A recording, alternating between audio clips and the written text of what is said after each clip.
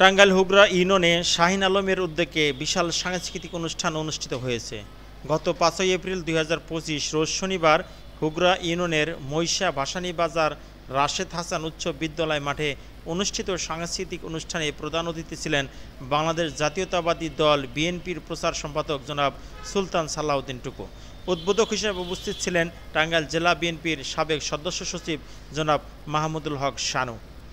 প্রধান আলোচক ছিলেন টাঙ্গাইল সদর উপজেলা বিএনপির সভাপতি জনাব আজগর আলী।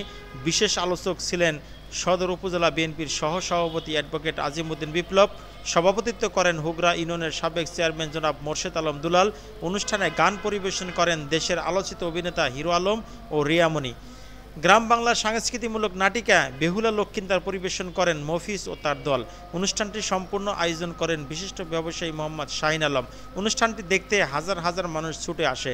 আয়োজক মোহাম্মদ শাহিন আলম বলেন, দীর্ঘ ১৭ বছর পর এমন একটি অনুষ্ঠান করতে পেরে আমি আনন্দিত।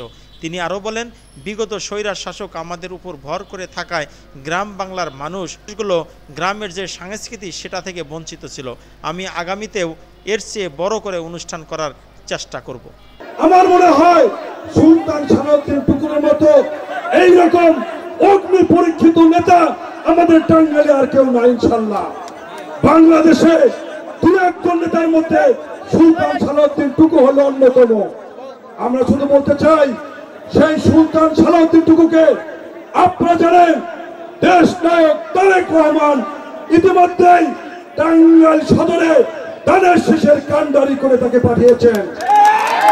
দীর্ঘ ১৭ বছর এই বাংলাদেশের রাষ্ট্রীয় ক্ষমতায় ছিল সর্বকালের সর্বশ্রেষ্ঠ বিশ্ব বেহায়া স্বৈরাচারী শেখ হাসিনা ওয়াদের সরকার। সেই সরকারের ৫ই আগস্ট ছাত্র জনতার পতনের মধ্য দিয়ে আজকে বাংলাদেশ নতুন করে স্বাধীন হয়েছে। আমরা স্বাধীন দেশে দাঁড়িয়ে প্রত্যেকটি সাংস্কৃতিক অনুষ্ঠান, সামাজিক অনুষ্ঠান, ধর্মীয় অনুষ্ঠান আমরা করছি। আমরা যারা বিএনপি করি, জনগণের দল করি, আমরা জনগণের পাশে আছি, জনগণের মাঝে আসছি, জনগণের সাথে আমাদের মনের ভাব প্রকাশ করতে পারছি। প্রিয় ভাইয়ের আমার, ৩০,০০০ উপরে লোক হয়েছিল। এরকম লোক নকল কুমার বিশ্বাসে কিন্তু আরো অর্ধেক লোক হয়েছিল না। আমি হিরো আলম ভাই অথবা রিয়ামণি পরে আনার পরে কিন্তু দেখলেন তো আপনারা কী অবস্থা।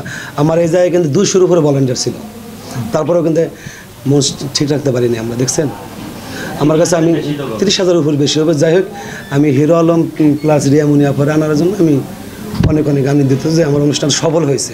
আসলে আমরা চর অঞ্চলে এবারে প্রথম প্রোগ্রাম করলাম। আমরা তো সারা বাংলাদেশে অনেক জেলায় প্রোগ্রাম করি, আর শহরের মধ্যে অনেক লোকেরা কিন্তু অবহেলিত বেশি। আর আমি আজকে এই এলাকায় অনুষ্ঠান করে একটা বিষয় জানতে পারলাম যে দীর্ঘ 10টি বছর ধরে এলাকায় কোনো অনুষ্ঠানই হয় না।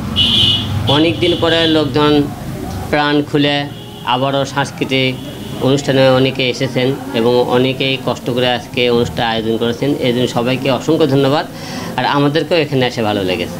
টাঙ্গাইলে এসে আসলে কি বলবো, মানে এত দর্শক, এত মানুষ দেখে খুবই অবাক হলাম। টাঙ্গাইলে বিগত নাকি 10 বছর যাবৎ কোনো অনুষ্ঠান হয় না। সেই ক্ষেত্রে যেহেতু আলমেরও পরিচিতি আকাশচুম্বী, সবাই জানে, আলমের জন্যই হয়তো বা এত মানুষ হয়েছে। আমি খুবই অবাক হয়েছি এবং ভালো লেগেছে এসে। লাস্ট পর্বে মাগুরাই ঠিক নাকি? এটা হলো হিরো আলমের ডায়লগ।